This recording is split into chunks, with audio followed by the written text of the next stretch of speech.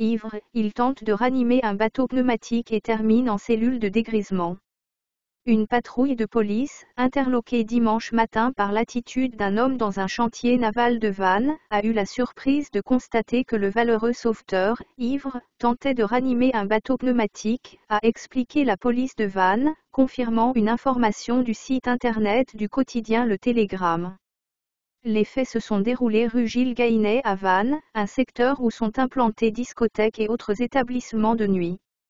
Une patrouille de police a aperçu dimanche vers 4h15 dans un chantier naval un jeune homme de 22 ans sous un bateau, à genoux, en train de s'animer près d'un bateau pneumatique, explique-t-on au commissariat.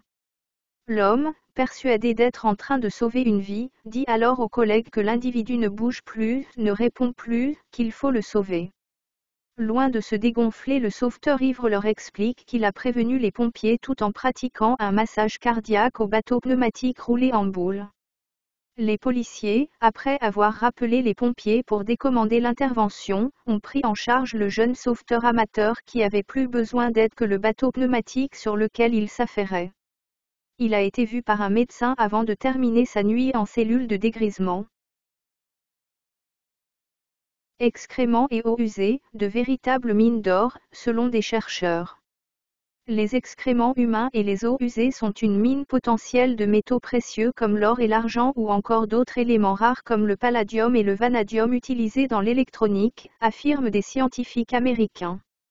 Il y a des métaux partout comme dans les shampoings et après-shampoings, les autres produits de soins, les lessives et même des nanoparticules dans les fibres des chaussettes pour neutraliser les mauvaises odeurs, a expliqué Kathleen Smith, une scientifique de l'Institut américain de géophysique, lors de la conférence annuelle de l'American Chemical Society.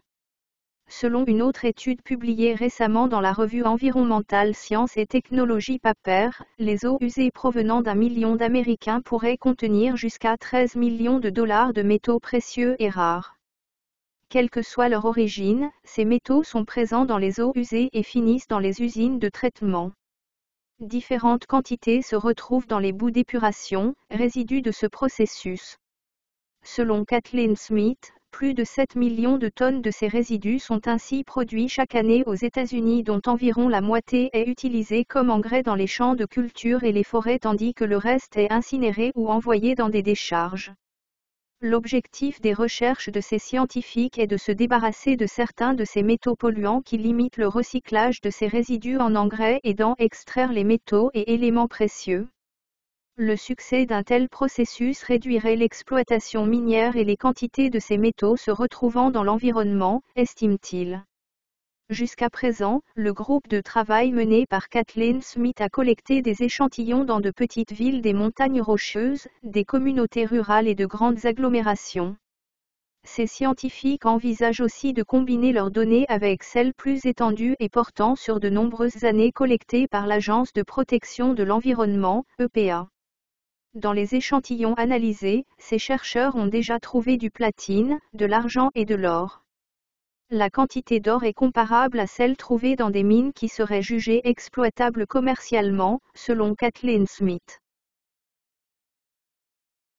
Portugal, un gendarme stripteaseur condamné pour avoir exhibé son arme de service.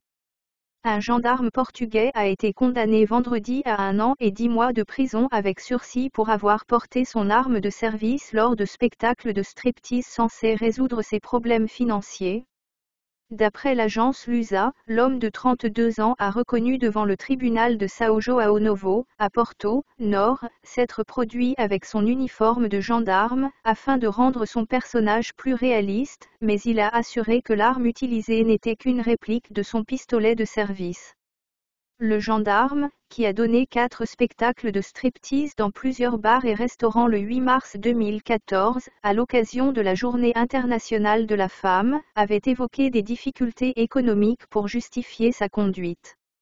Il avait été suspendu de ses fonctions aussitôt après la publication dans la presse de photos de ses spectacles, diffusés sur le réseau social Facebook, où il apparaissait en portant uniquement un slip moulant et son béret militaire.